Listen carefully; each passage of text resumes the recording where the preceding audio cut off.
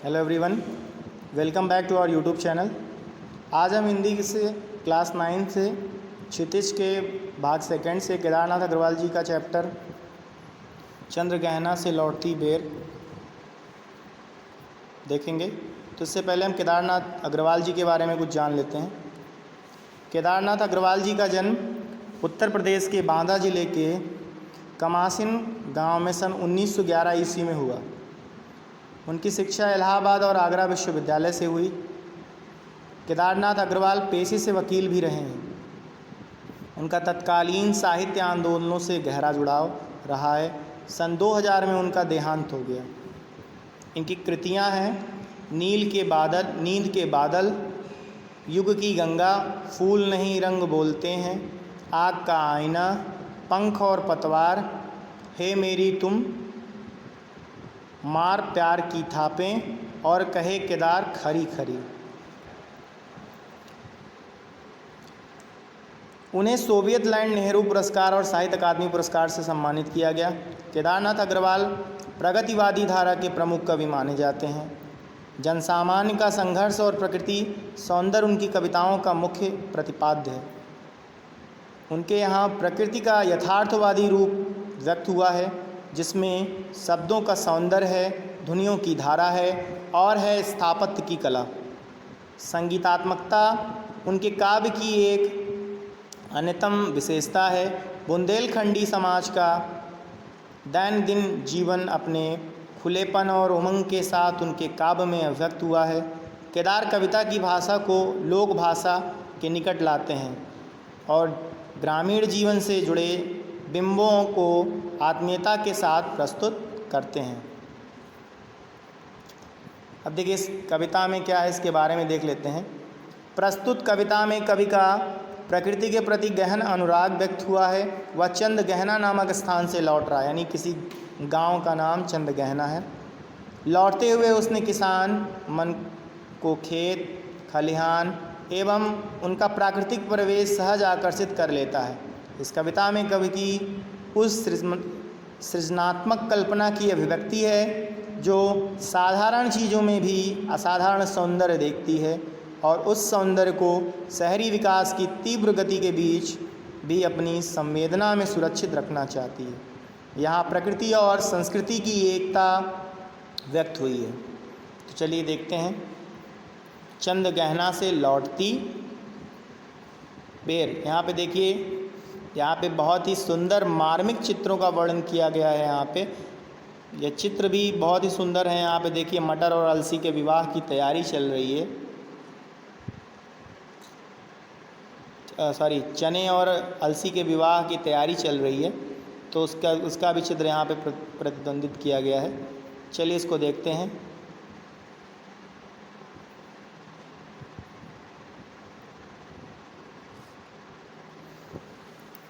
तो पहला पद्य है आपका, देख आया चंद गहना, देखता हूँ दृश्य अब मैं, मेड़ पर इस खेत की बैठा अकेला, एक बीते के बराबर यह हरा ठिगना चना, बांधे मुरैठा शीश पर, छोटे गुलाबी फूल का सजकर खड़ा है, पास ही मिलकर उगी है बीच में अलसी हटीली, देह की पतली कमर की है लचीली, नील फूले फूल को सिर पर चढ़ाकर।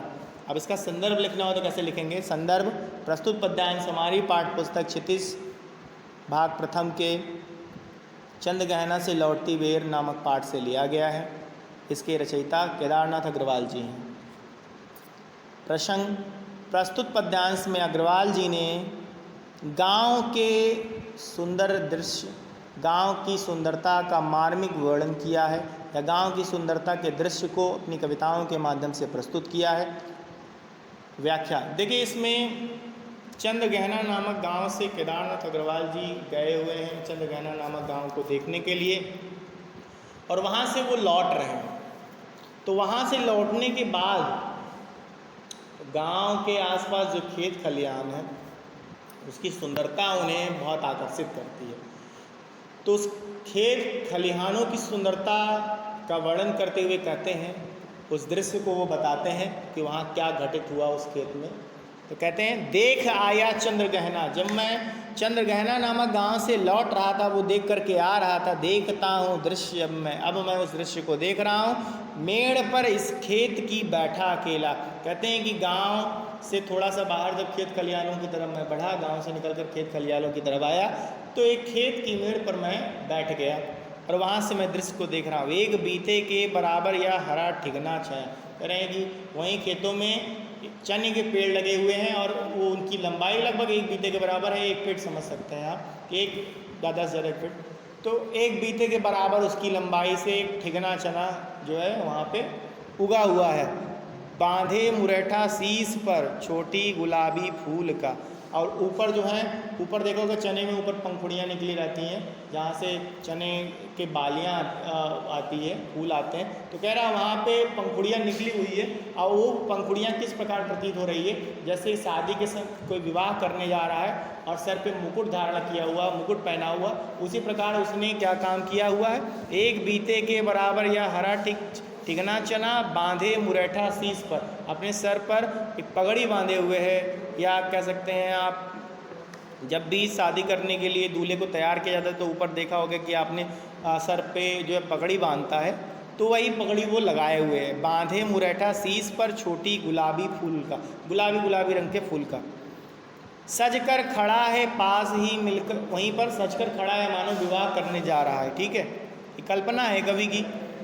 पास ही मिलकर उगी है बीच में अलसी हटीली, और वहीं उसके पास में हटीली अलसी। अलसी हटीली का मतलब क्या होता है कि वो अपने हट की वजह से उगी हुई है। अलसी का पेड़ है, यहाँ पे अलसी को एक स्त्री बताया गया है, या कह सकते हैं कि अलसी को दुल्हन बताया गया है और चने को दूल्हा बताया गया है। पास ही मिलकर उगी है बीच में हटीली अलसी हटीली, देह की पतली कमर की है लचीली, नीले फूल को सिर पर चढ़ाकर।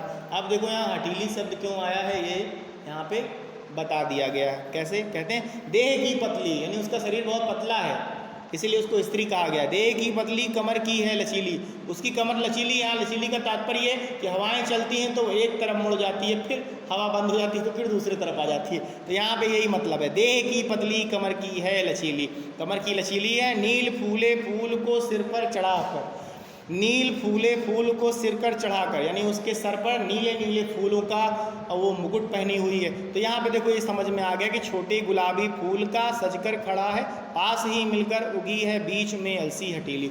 यानी यहाँ पे हटीली, अलसी के हटीली होने का कारण सिर्फ इतना बताया गया है कि जो चना का पेड़ है उसी के बगल में एक अलसी का पेड़ भी लगा हुआ है, और चने का वो अलसी इतनी हटीली है कि बार बार हवा उसको इधर उधर कर रही है, लेकिन फिर भी वो अडिग है, वहीं खड़ी है, चने के पास ही खड़ी है। तो ये पहली पंक्ति का भाव था। अब चलिए दूसरी पंक्ति की तरफ बढ़ते हैं। देख लीजिए चित्र में दिया गया है, दोनों के विवाह की तैयारियां चल रही, दोनों ने वरमाला भी हाथ में ली हुई है। चलिए आगे चलते हैं, दूसरा देखते हैं।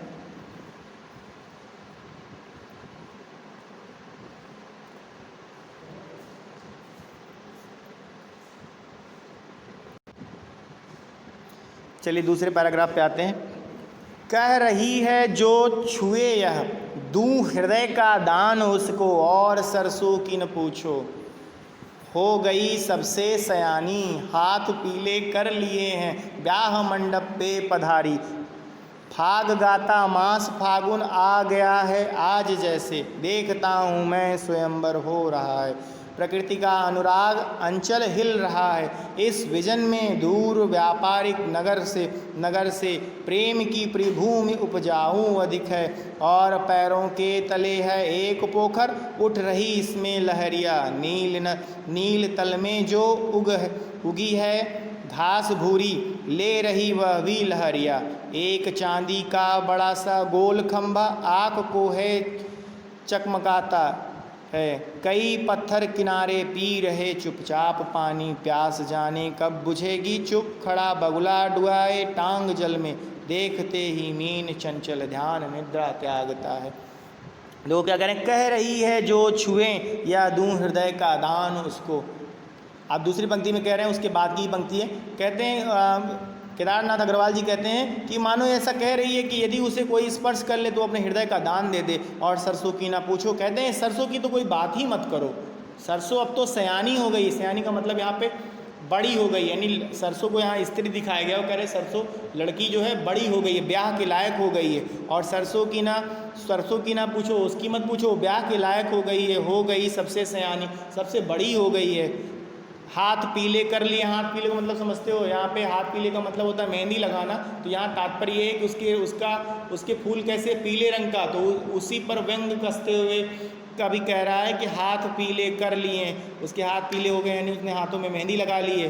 ब्याह मंडप में पधारी, अब वो शादी के लायक हो गई है और ब्याह शादी करने जा रही, इसलिए मंडप पे। देखिए यहाँ पे वो विवाह की जो बात की जा रही थी वो अभी क्लियर हो रहा है कि यहाँ पे सरसों की शादी की बात की जा रही है कि ब्याह मंडप पे पधारी, ब्याह मंडप में पधार चुकी है। फाग गाता माघ फागुन, फागुन का महीना फाग गा रहा है, यानी फागुन के महीने में गीत गाए जाते हैं, फाल्गुन गीत होते हैं, तो वो फाल्गुन गीत की बात कर रहा है कि फाग गाता मास फागुन, फागुन का महीना जो है फाल्गुन गीत गा रहा है। आ गया है आज, जैसे मानो से प्रतीत हो रहा है कि आज फागुन का महीना आ गया और गीत बज रहे हैं। देखता हूँ मैं स्वयंवर हो रहा है।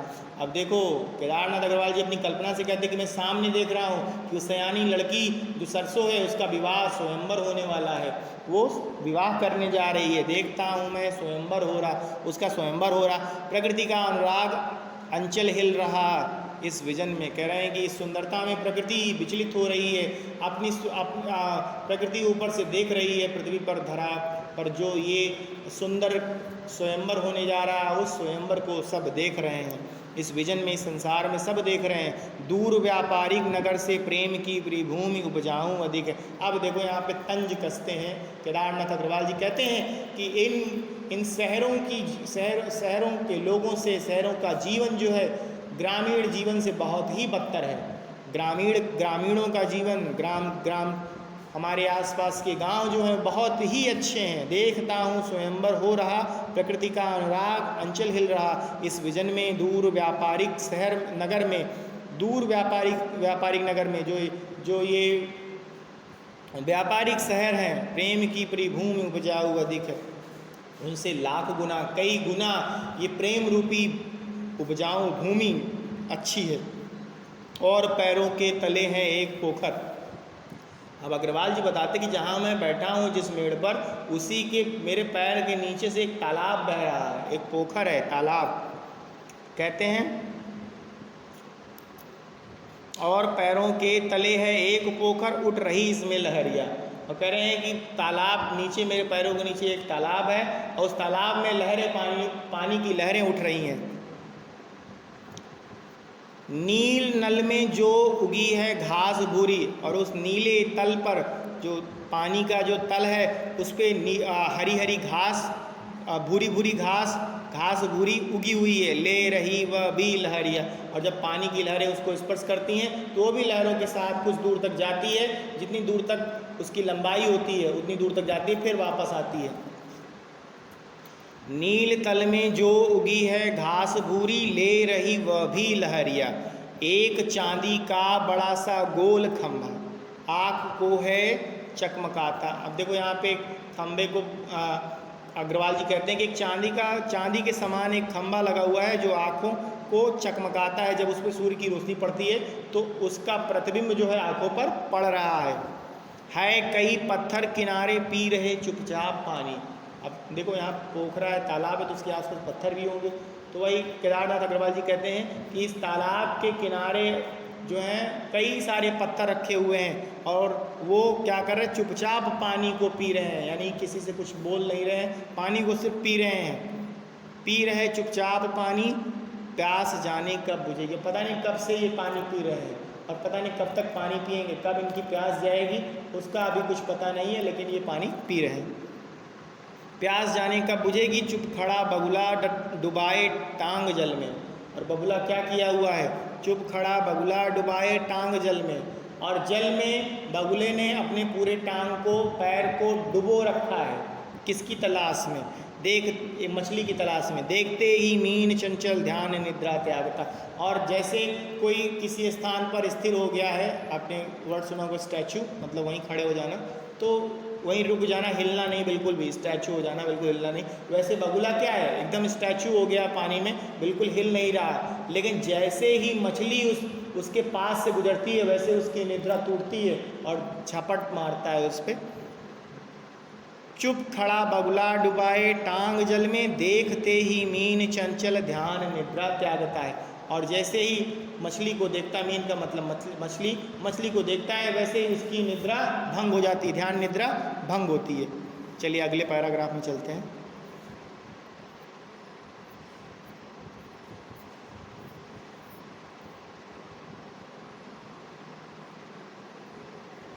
तो अगला पैराग्राफ है, चट दबाकर चोंच में नीचे गले के डालता है, एक काले माथ वाली चतुर चिड़िया, श्वेत पंखों के झपाटे मार फौरन टूट पड़ती है भूरे जल के हृदय पर, एक उजली चटुल मछली चोंच पीली में दबाकर दूर उड़ती है गगन में। देखो इसमें कहा गया चट दबाकर चोंच में नीचे गले में डालता, और बगुला क्या काम करता है, जल्दी से मछली को पकड़ता है तेजी से फुर्ती के साथ, और मछली को पकड़कर अपनी चोंच के सहारे उसको गले के नीचे उतार लेता है। अब उसके बाद बताते हैं, एक काले माथ वाली चतुर चिड़िया।